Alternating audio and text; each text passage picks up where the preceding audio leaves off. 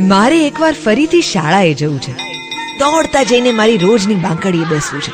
રોજ સવારે ઊંચા અવાજે રાષ્ટ્રગીત ગાવું છે. નવી નવી નોટની સુગંધ લેતા પહેલા પાને સુંદર અક્ષરે મારું નામ લખવું છે.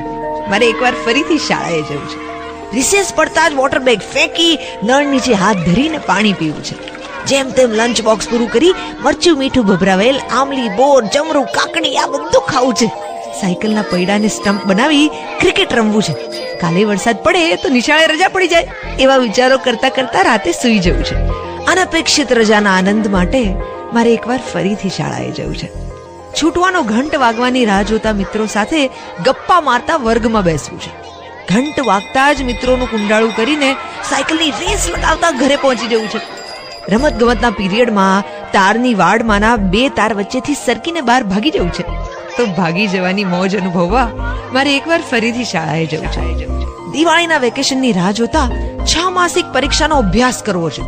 દિવસભર કિલ્લો બાંધી માટીને પગથી તોડી હાથ ધોયા વિના ફરાળની થાળી પર ઝાપટવું છે. રાતે જજ્જા બધા ફટાકડા ફોડ્યા પછી તેમાંથી ન ફૂટેલા ફટાકડા શોધતા ફરવું છે.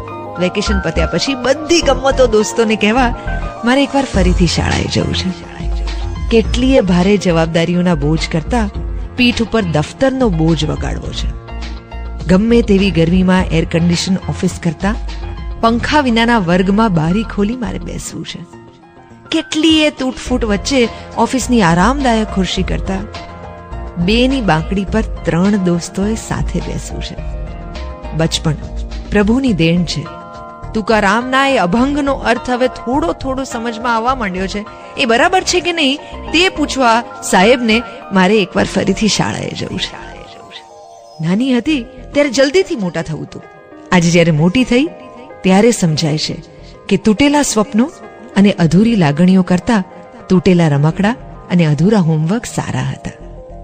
આજે સમજાય છે કે જ્યારે બોસ ખીજાય એના કરતા શાળામાં શિક્ષક અંગૂઠા પકડાવતા હતા ને એ વધારે સારું હતું.